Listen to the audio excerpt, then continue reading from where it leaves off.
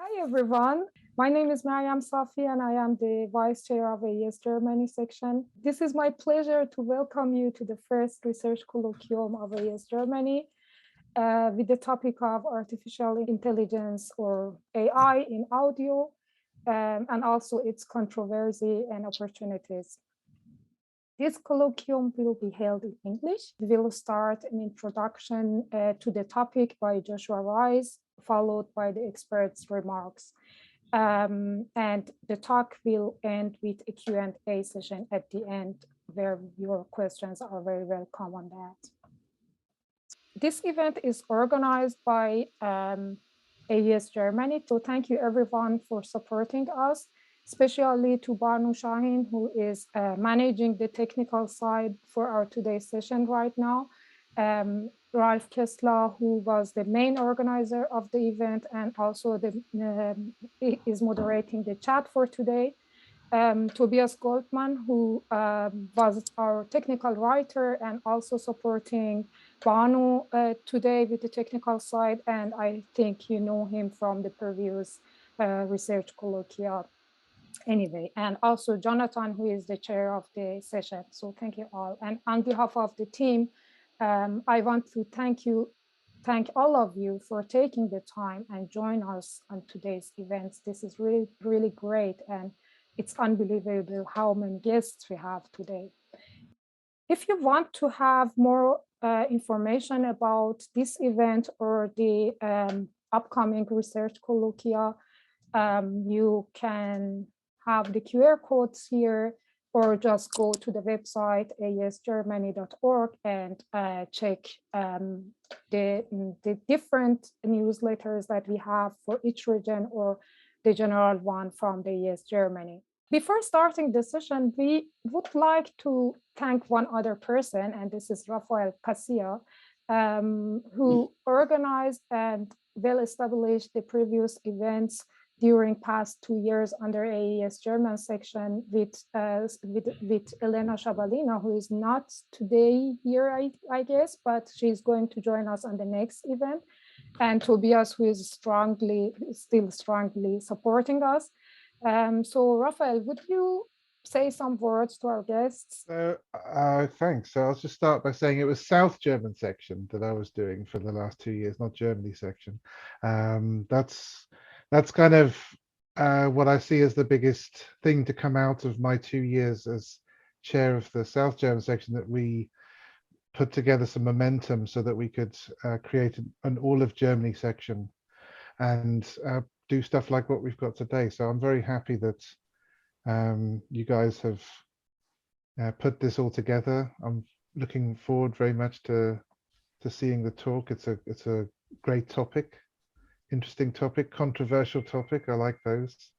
Yeah. So yeah, that's all really what I wanted to say. Good luck with everything going forward. And I'm part of it, right? Because I'm leading the Karlsruhe group. Anyone who's from Karlsruhe or near Karlsruhe, let me know. And because we meet every quarter at a pub in Karlsruhe, and we could talk about audio. So look forward to seeing anyone in the area there at those meetings going forward.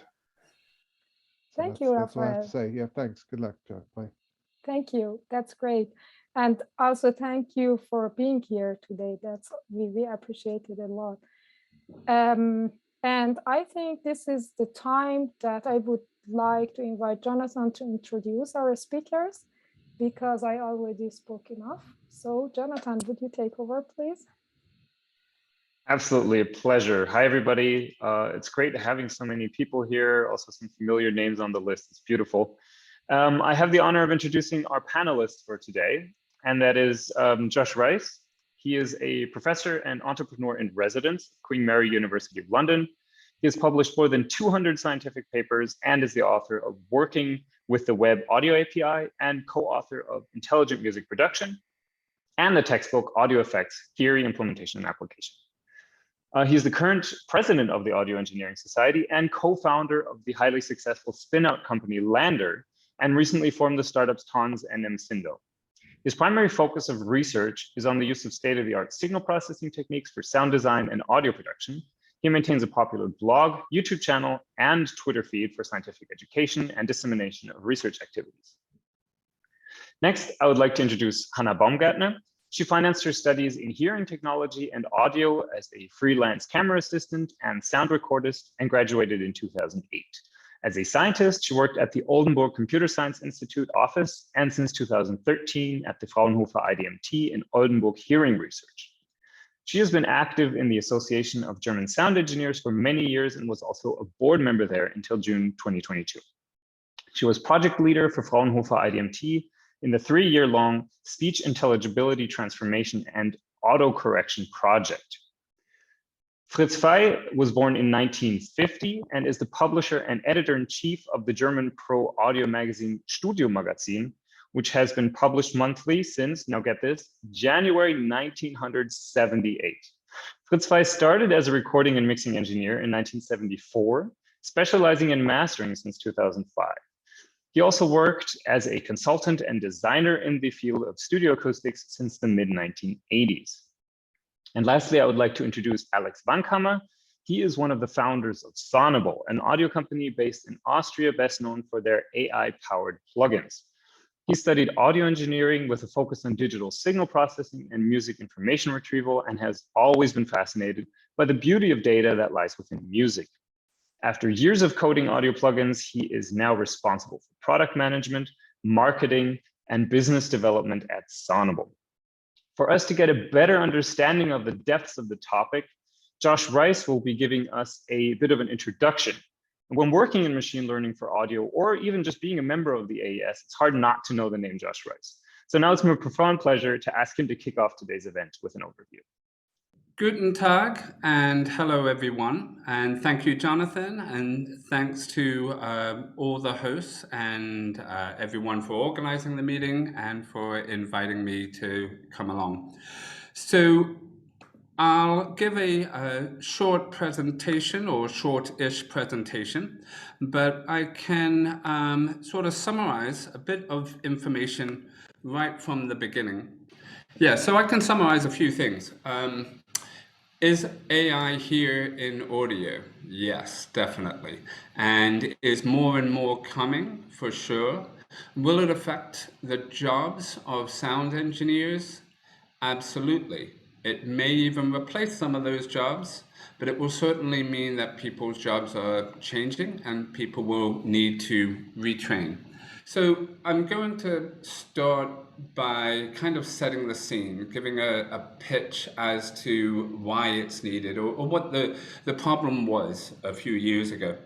If one compares with video technology, the modern digital camera has autofocus, face, scene, image, motion detection, red eye removal, but recording devices have really none of this, and your standard digital audio recorder is deaf.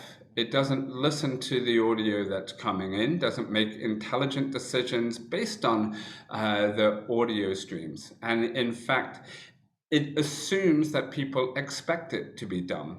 So if you look at some of the promotional material that audio recording devices have, took a few quotes here, and they will say things like they have a retry function to help fix mistakes, or it can record anywhere. Whereas no camera today will promote itself by saying you can take photos both inside and outside with this camera. So it all boils down to the fact that there generally is not an autofocus for audio.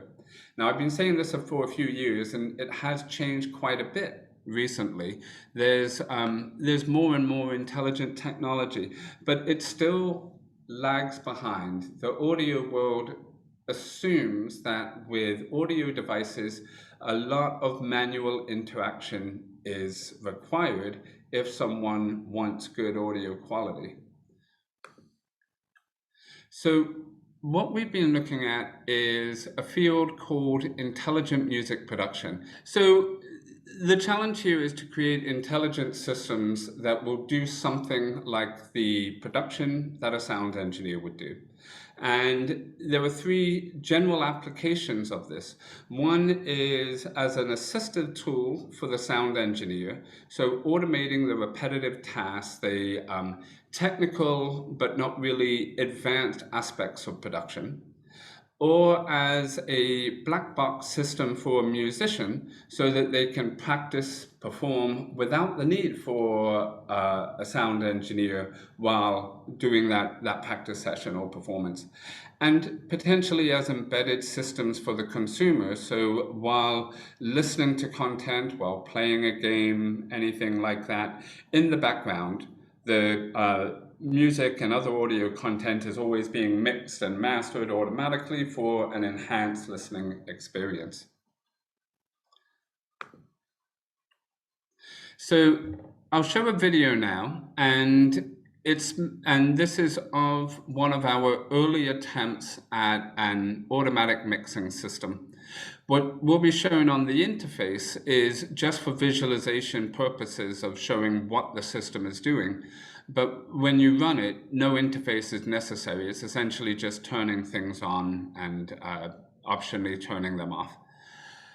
And it should sound really bad in the beginning because the audio is coming in with a lot of clipping, a lot of distortion. All the levels are off, nothing has been panned, and step by step, we will simply turn on automatic mixing tools.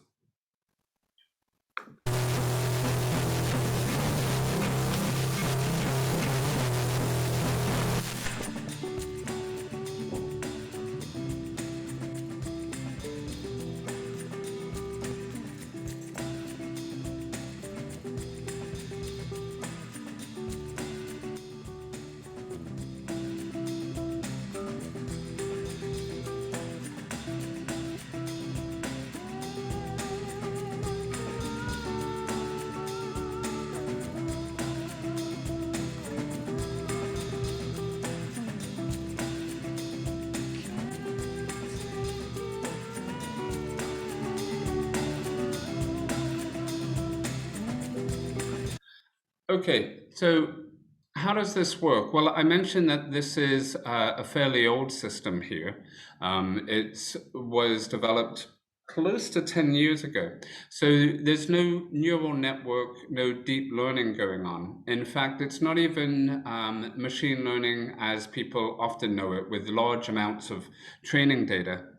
Instead, what has happened is we've embedded best practices, rules of sound engineering. So for instance, we know that there's an attempt to make sure that all sources are heard, none of the sources too loud or too quiet. We know we try to spatialize the sources to use the panning space fairly maximally, while at the same time not hard panning any of the sources, and also low frequency sources are more likely to be positioned towards the center, higher frequency sources positioned a bit wider. So we have a large set of rules like that. We analyze each of the sources, their frequency content, their dynamics, and based on the interaction between these sources, we apply the rules of mixing. So, unfortunately, those controls keep appearing even when I don't want them to. But this brings up lots of questions. Here we have an automatic mixing system. What is it supposed to do? And what is the role of artificial intelligence in music production in general? Is it just to assist? To help, to guide, to provide more metrics, to make the job easier? Or is it to automate tasks, to completely replace the need for a sound engineer to do something or to do something else? Or taken to the extreme, is it to annihilate? If we don't need a sound engineer to do this task or that task, do we need a sound engineer at all? Will it take away people's jobs? And I guess that is the main controversy in AI in audio. So this is a big question. And one of the first things that people discuss, or that is one of the main arguments here, that people say, well, AI will not solve things, is because mixing and music production is a very creative task.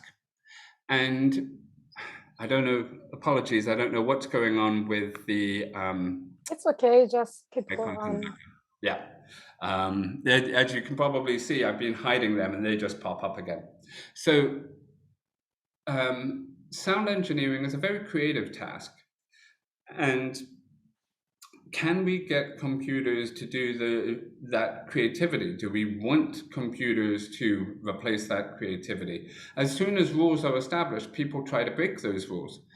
But this is not necessarily that much of an issue. And I'm going to quote the graffiti artist Banksy here, who said, all artists are willing to suffer for their work, but why are so few prepared to learn to draw?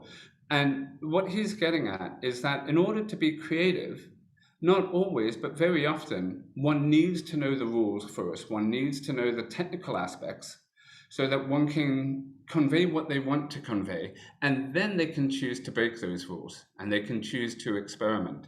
But some knowledge of the technical aspects is necessary. And I think the AI systems will, for at least the short term, tend to focus on the technical aspects, but they're not replacing the creative aspects. And even if we do come up with AI systems that can do creativity, then there will be demand for a new type of creativity, for something that operates differently. And we've seen this sort of thing time and time again throughout the history of sound engineering and music production. So the original form of dynamic range compression, it was for many different things, but one of the reasons why it evolved was to essentially automate the task of writing the faders. So early recording devices could only properly transmit signals of a certain level. Too quiet, it wouldn't be heard at all, buried beneath the noise, and wouldn't be recorded onto a device. Too loud, and it would get clipped and distorted. So someone was constantly adjusting the volume levels to keep it fairly constant throughout. And dynamic range compressors were just to automate tasks like that. Now, with sidechaining and pumping and things like that, they're used very creatively in electronic dance music and in other forms. And we see that all the time. As soon as an automation technology comes along in this field, people decide to use it creatively. And this harks back to the early days of the Industrial Revolution. Late 1700s, there was a movement, the Luddite movement. Essentially, it was textile workers who were finding their jobs were being replaced due to machinery, so cotton mills and things like that. But one important thing to note about the Luddites is they were smashing the machinery of the Industrial Revolution, but they weren't against the Industrial Revolution, not generally. Their issue was that they weren't being trained and employed using the new technology that was emerging. They were quite happy to work in the cotton mills. Very few people today would be, but they wanted to be trained with that new technology. And that's one of the main ways that AI influences jobs in the field, is that people constantly need retraining with the new emerging technologies. So I mentioned that many aspects of music production are quite technical, and there's certain things here that an intelligent system can actually do better than a human.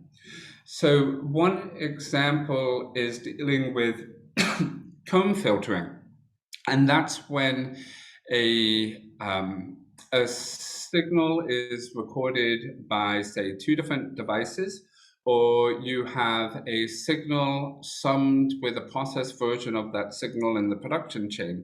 And so there's a little bit of a delay, either between the two devices or between the original signal and the affected signal. And when they get summed together, that delay can cause destructive interference, which dulls the sound. So I'm going to play an audio example here where we turn on and off an automatic system for delay correction and comb filtering prevention. And it also deals with polarity issues. So one of the channels has been inverted. And here, the system can realign the signals within one sample, whereas ordinarily a sound engineer, when trying to do this, would get things close enough that it just sounds good, but not sample accurate.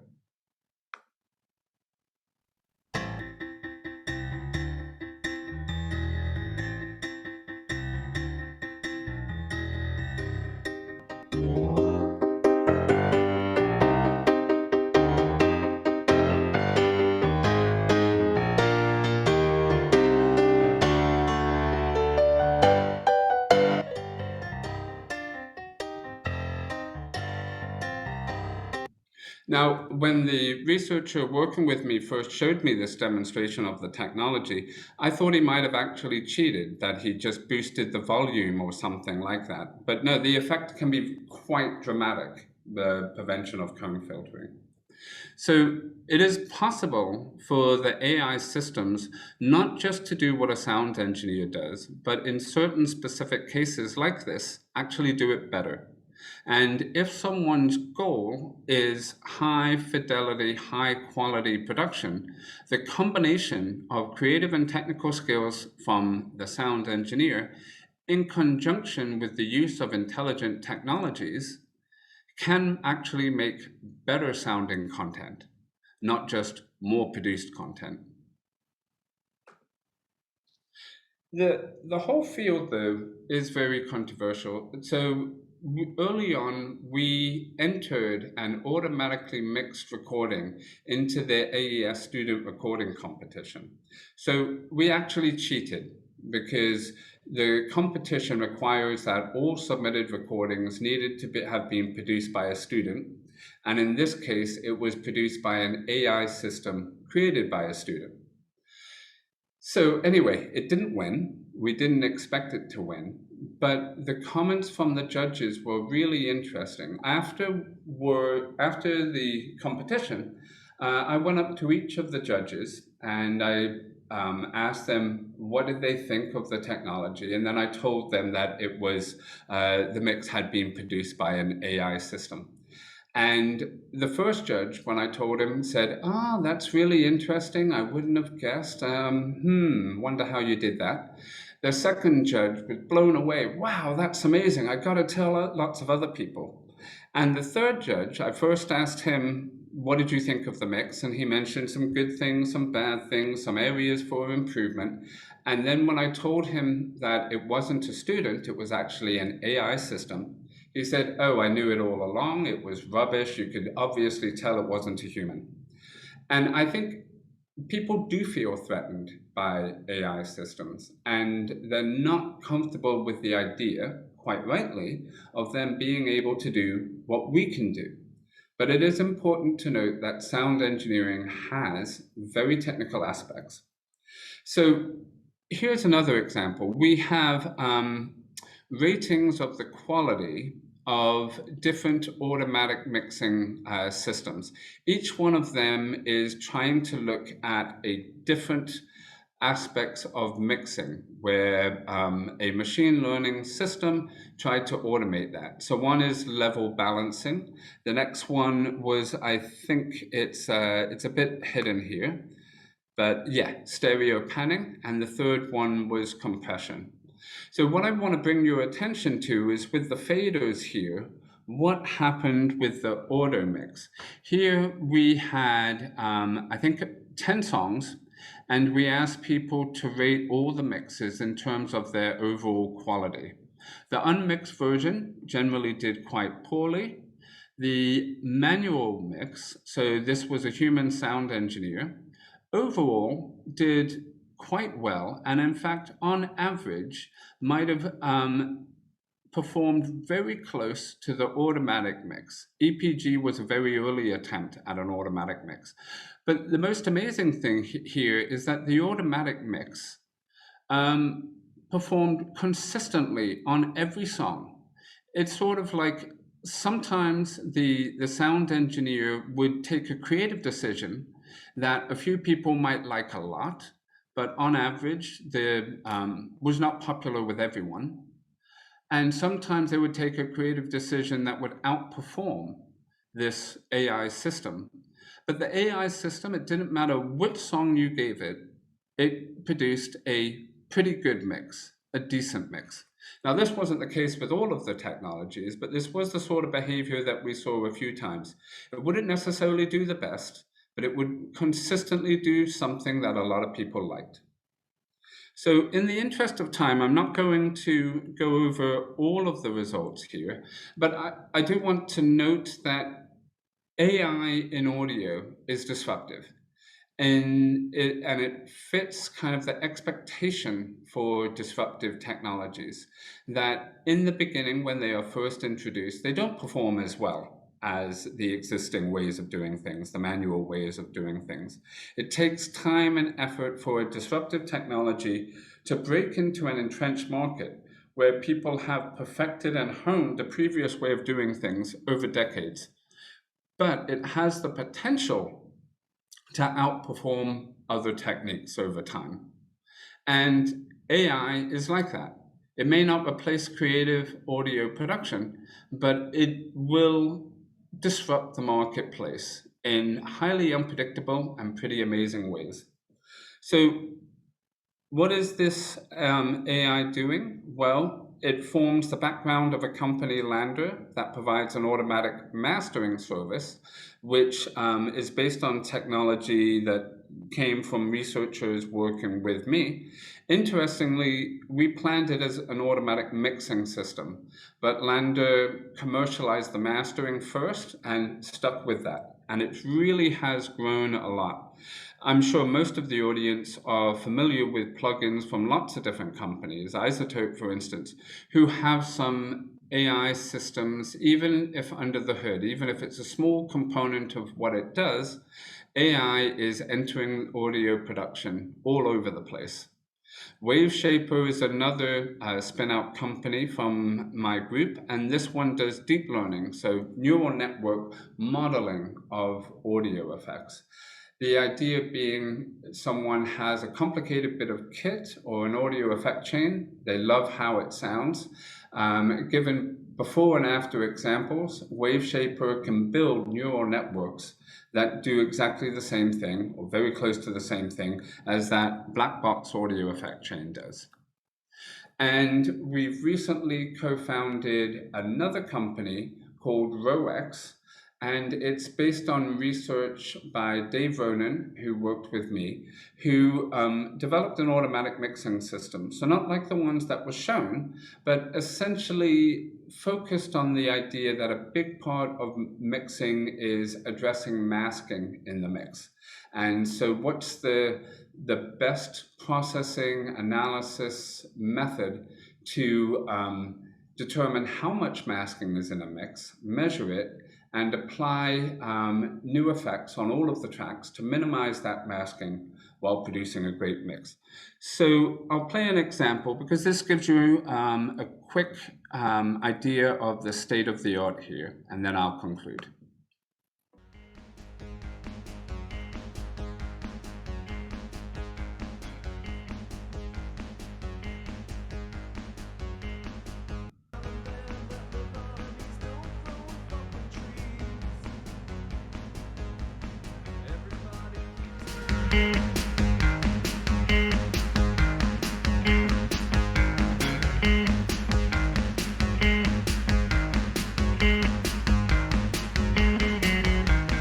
Everybody keeps telling me I should get a lip on. So yes, it sounds louder with the automatic tools there, but it's not a simple volume change. It's looking at the interaction between the tracks, trying to carve out bits of the spectrum, trying to minimize the masking between the tracks by applying dynamic range compression and equalization and panning. And that naturally makes things sound louder in addition to just raising the volume. So that's kind of where things are going. One more point, or 2 more points to quickly mention. Most of the technology that's shown, with the exception of WaveShaper, is not neural network based. And that's because we don't have the access to the huge amount of rich data required to really build a successful deep learning neural network system for automatic mixing. And there may be other reasons, but that's already a problem. So at this point, I'd like to thank all of the main researchers who've worked with me in this field, and I will pass it back to others for the panel discussion and more. So thank you very much. Thank you so much, Josh, for this really insightful introduction. I would like to ask the other panelists, Fritz, Alex, and Hannah, to join us now. And first, I would like to get just a quick idea of what's your background, how do you see the topic in your field, and maybe take a few elements that you found especially interesting. For me, it was two big overarching topics that I think are really interesting to talk about in this context, which would be, can AI reproduce creative decisions? And the other one would be the trade-off between assist versus replace. I think both of those are really interesting on a research side and also for a practical endangering your livelihood type of a perspective.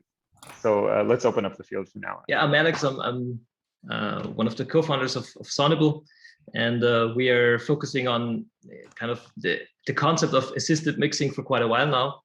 And we are trying to do that in terms of audio plugins with all the nice problems you have if you're doing things in the DAW, but we're trying it anyway.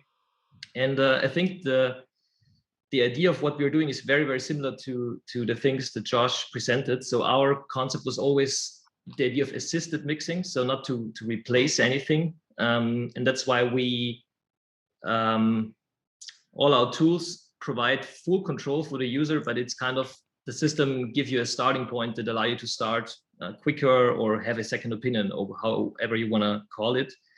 And how did we get into that is we all have a background in, like all the founders had a background in engineering and in audio production.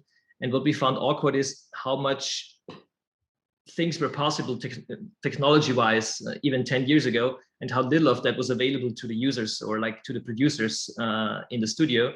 And what we wanted to do, we wanted to do our own stuff, and we didn't want to reproduce like another analog gear in digital ways. Like this is nice for different applications, but we wanted to kind of rethink how would, for example, an EQ or compressor, whatever, look like, or how could you interact with it if you would invent it now and not 20 years ago or longer, when analog signal processing was like put a lot of restrictions onto what you're doing.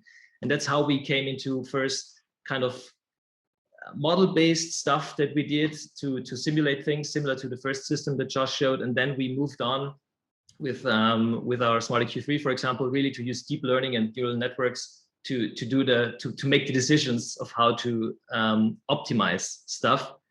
And I think it's an extremely exciting topic. Also, the question of where does kind of fixing, for example, a recording end and becoming creative in changing the sound of the recording begin. So this is always a trade-off, and this is something we are not sure where to, like, yeah, it's an open question for us. Like how far should we go into the creative fields? Up to now, we didn't go too far into that, but probably in the future.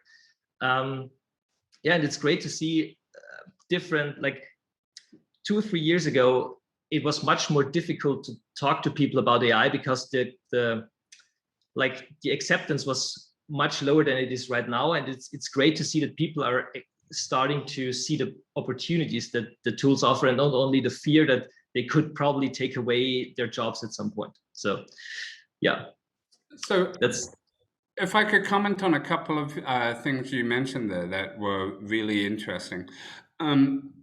People do, when first exposed to the idea, they think of the sound engineer at the back of a gig operating the mixing console out of a job.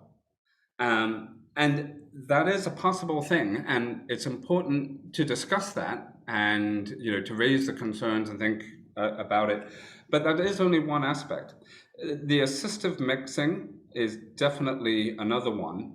Then you have those situations where performers were practicing in the garage or just any practice session. They would not have a sound engineer on site creating a good mix of every practice session.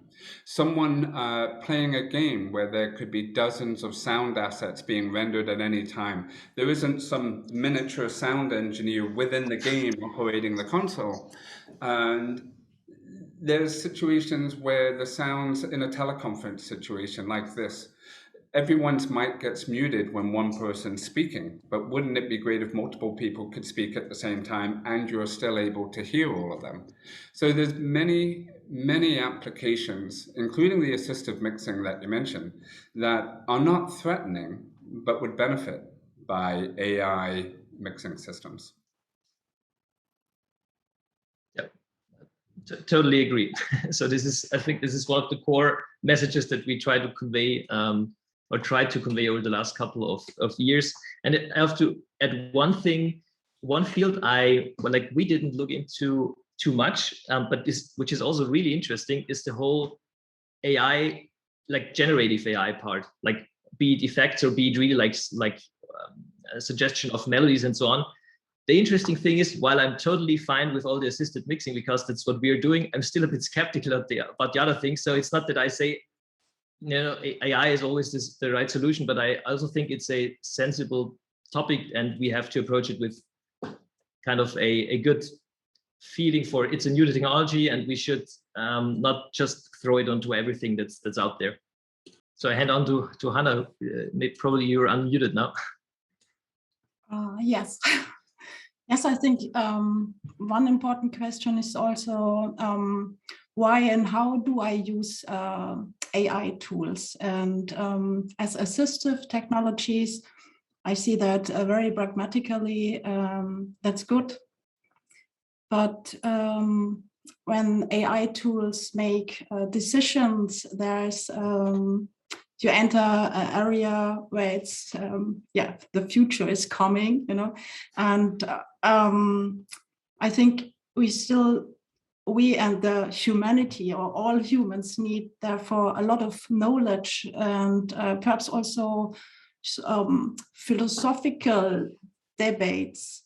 You know what I mean? Because it's more than we can verstehen im Moment. We cannot not really check that whole complete capital of new technology, and the techs are growing, and they are much faster than our brains, the human brains. They are behind, I think. But I think it's also something that we could or probably have to accept, that at some point the potential of technology will just, like, a computer is just better in doing certain things, and other things human beings are better. And I think the interesting aspect is really like the interconnection of giving the human being more abilities by kind of offering tools or interfaces or information that were not there before. I'd like to ask a question right there. I once heard that our creative output is shaped by the tools we use. So for instance, architects can tell which software was used for the design of specific buildings or pieces of furniture and things like that. So when using these AI methods, even generatively, are we expanding our toolkit or are we reducing our toolkit? Do we put too much trust in this, or do we actually give ourselves more possibilities to create sounds that we've never even imagined? What's interesting, looking at the history of audio engineering, it's been revolution after revolution of automation. And I mentioned the compression example, but there's many, many more.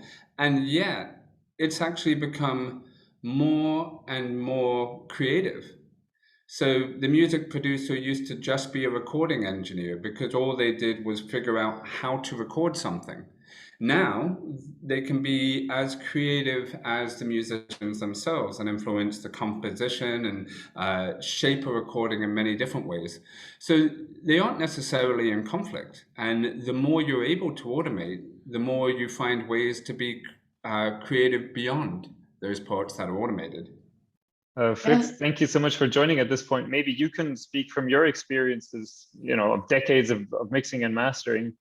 I'm sure you've had tedious tasks that you wished somebody else to do, from cutting tape to moving faders.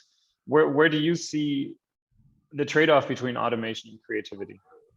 Well, it is a fact that human beings make mistakes, and I have the feeling that we're now in a phase where they all should be corrected. So we have a lot of plugins, and we have a lot of functionality that is repairing bad recordings, that is repairing bad mixes, that is repairing a sound or whatever. And my point is that a good recording engineer makes mistakes, of course, but he will always deliver good work. And for me, it is when I go back to the 70s, when I started being an assistant engineer in a small studio that had 8 tracks on 1-inch tape, we were all involved in a mixing process. So we had a lot of assistance by just other people that did certain jobs. That one was turning a pen pot at a specific time, and the other was pushing up faders or switching off channels, whatever. And that was sort of an automation that we had. And it was, of course, a very good move to see that there was an automation system. The first was, I guess, Memory's Little Helper.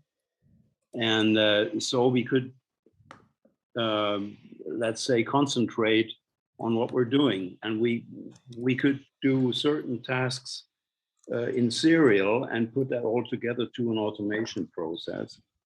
And that was fine, but it was the time when it started to be getting more perfect and more perfect. And I'm not quite sure whether this perfection is a good thing for creativity. This having to be more perfect and perfect, I think there's an ongoing, growing technical correctness level, and which has suppressed human free thinking, perhaps, and individual non-conformity. Yeah, not just since yesterday. It makes us a little bit machine conform, I think. So, and this is a very extremely powerful force that is stressing human beings, I think. The technical correctness, it's like you have to be more and more perfect, but that's not really the human aspect, because humans make mistakes. Like rejecting a song because the intonation of the lead singer is off by a smidge, but the performance was actually amazing. So something like that. Yeah, when you think about Melodyne or Auto-Tune, musicians get lazy because they know bad vocals can be corrected. And everybody who is working in the pop business is sending their tracks to a Melodyne expert. Even if the singing was okay, there's still some polishing that will be done with very good produced music. So it is this perfection that makes me a little bit nervous, because. So it's an interesting one, Fritz, because there's 2 examples of creativity there with Auto-Tune. First, Auto-Tune was never intended to go beyond minor corrections in vocals. But whereas compressors have attack and release times to smooth things out, the designer of the original Auto-Tune allowed the timing, the ballistics, to go to the extremes. He didn't think anyone would do that. He just hadn't bothered setting the parameters so that it couldn't do that. And so early recordings, of course, people experimented, found some strange but amusing distortions when you auto-tune to the extreme. So a whole field of music that generally people dislike or accept came from the fact that it was unplanned in the design. And I don't think anyone expected something like auto-tune the news, which is the extreme creative use of over auto-tuned content, not for what most people would consider good musical use, but certainly playful and creative means. So there you have an example of something that, if you look at it one way, is an issue with music production, but you also find people have used that automation highly creatively. I'd like to interject one last question there in the creativity, because, well, coming from audio going into AI, I had a lot of colleagues asking me, it's like, oh, am I doomed as a mastering engineer? Is this something that will kill my job? And I always said, well, an AI system will only be able to replicate something that a mastering engineer has already done in the past. So the lack of actual innovation. But now with modern methods coming out, especially like in the vision areas, if you look at models like DALL-E 2 that can produce completely novel outputs, or in NLP, in text creation, these systems are producing outputs that no human has ever created even remotely. And so obviously it's only a matter of time for this to find its way into audio as well. And so then the question is, how can we use creativity in a creative way that still will keep this human touch and this level of appeal to other human beings? Well, I have been thinking about this for quite a long time, and I have been reviewing most of the stuff that Alex company is producing, and we have been talking on the phone and on the trade shows about what is a good assistant in the studio, and that, I think, is his approach to develop a tool that is an assistant for the engineer that's doing the job. And that's my point of view, because I do this job because I love this, and I don't want to be a passenger in an automated system that produces music for me, and I'm just watching how the computer is producing the music. And I would say, then let's find a computer or algorithm that is listening to the music that is produced by computer. Then we're out, and we maybe have time to do something different. But it's the passion and that I mostly find the reason for being motivated, working in this job, even though I'm over 70 now. And I hope I can do this for a lot of more years. And of course, I'm curious to see what technology can do. And I like certain plugins that do things that couldn't be done with analog technology. So for me, it is always a matter of taste. Will I use an analog device, or will I use a tricky digital device to repair something or make something possible that wouldn't be possible with the regular stuff that I normally used as a recording or mastering engineer? And I think for people who can't mix, they will maybe in the future have the choice to decide whether they want an algorithm to mix their music, or they want a real guy to mix their music. But I don't want to be exchanged by a machine, actually. Well, I can't fly, so I'm using a plane, of course, but that's not what I meant. But I'm not sure if you can decide if you want the guy or the artificial intelligence, because there are some financial conditions and there are production conditions. And so what I observe is that if we watch or listen programs, most programs follow a relative simple scheme F.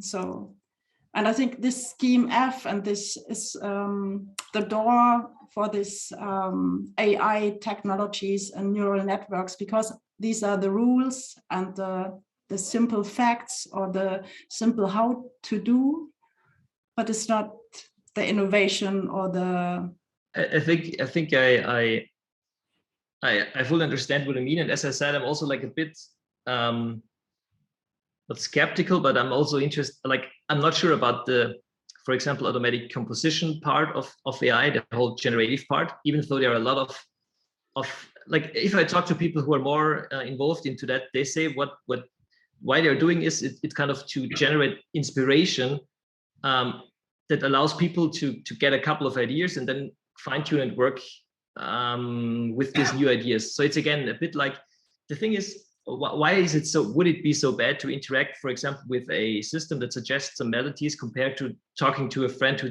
suggests some melodies, if in the end it's your feeling that's deciding, okay, what path to choose. So and then up to a certain extent, if you will look at AI and we say, okay, for example, a lot of systems are trained on a lot of data, and all this data currently that we are using is generated by humans. So somehow it's even an interface between human beings. You know, it makes a lot of information and things accessible by putting it all into one system. So it's a very interesting space that's opening up and that can be browsed rather easily compared to just talking to 2 or 3 people who have again been influenced by other people. And also, if we talk about, for example, I don't know, scheme F things, like how to do stuff. So many producers, for example, who are not that experienced, they go on YouTube and then they listen to 5 people and they tell them exactly, set the deck like this on a compressor and the EQ like this and like this. And this is really bad, because then they do it without even looking at the audio. The AI at least analyzes the audio and does it in a sensible way. So even if we think we have a free will and they're doing everything in a creative way, so often we are primed by same stuff that also primed the AI to do stuff. So I think at the end, sometimes the decisions we make are not that different to the AI. But going back to the initial question is like, how does the connection, like the human emotional interconnection, remain in the music if the AI is doing everything? And I think it's true, if the AI would be doing everything, then we lose this. But if the AI is just one building block that's inspiring you to do other stuff and so on, and it's really just kind of a inspiration, a tool that helps you to accomplish certain stuff. In the end, it's just one part of the tool chain. It doesn't take away the human aspect of it, at least, yeah, as long as you don't take fully integrated systems. And the only part where I think these human aspects and creativity will probably really fade away is if you're looking at systems that are automatically generating music for TikTok videos. Yes, in this case, there is no more creativity in the music, but it's the whole creation. It's the strange TikTok video thing, which is again a creative piece of art that wouldn't have been possible a couple of years ago. So it's something new emerging, and it's different, but I think it's also fine. You know, it's just a totally different ambition if you're doing something like that. So yeah. So I spent probably too much time on social media looking at what people have said about this sort of thing, and about the research that people working with me have done. And there was one great comment I liked from someone who said, you know, as a sound engineer, I hate this. I hate the idea of automatic music production. But as a musician, I welcome it, because I've had too many shows that were ruined by the sound engineer. And it's true for, you know, an amateur musician playing gigs at bars and pubs and things like that. The sound engineer is often as drunk as everyone else in the audience, or is brand new to it, or the owner of the venue says, sound engineer? What sound engineer? I didn't know you needed anything like that. So there are so many cases where assistive or even fully automated systems will be beneficial there. And we tend to concentrate on the robot versus Fritz, versus the professional. And that's not, maybe one day that might be an issue, but that really is not the main use case today. All right, I'd like to take the first question from the chat. There's been some discussion here as well already by Christian and myself. Do you have examples of some results, effects, or new sounds that AI can add today to our listening experience that are not possible to obtain without it, which can go beyond, in the sense of an addition, the work of a sound engineer? Christian Steinmetz just put an answer to that in chat. He's been working on that amongst other things, and he provided some links to things in archive where I think he has some sound examples to go along with papers or draft papers there. So yeah, there are some examples. Wonderful, thank you so much. Let's see here. Yes, so we have one aimed at, I think, Fritz, which is an automated personalized mix according to my taste on the fly an option for the future? Well, as I said already, I have nothing against assistants. So I would always be open to a machine that does help my decisions or makes my decisions easier. So that is sort of what might be in the question, that I don't say that I hate automates or automated technology, but it's, for me, it's all a matter of how far I want to go. And because I love what I do, I would of course be the creative element in this process, but I like assistants that help me along. And that's what I normally write when I write reviews on Alex plugins, because that's exactly what he is offering to the people, that you are assisted in making decisions and you are assisted in being faster whenever that's whenever that's appropriate. Okay, there's another one. We've been, I mean, the topic is AI and audio in a very broad sense, but we've pretty much focused on signal processing and signal generation. So, I mean, there's other areas where this could take effect. For instance, maybe like music understanding or suggestion algorithms like we see in Netflix or something like that. Where do you see, is that less risky, more risky? Does that have other opportunities for us right there? So I think where we've probably seen the most, I'll say machine learning, is in music information retrieval, music informatics.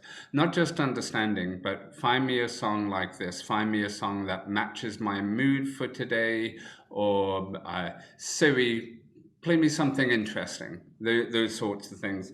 And it has become more and more intelligent.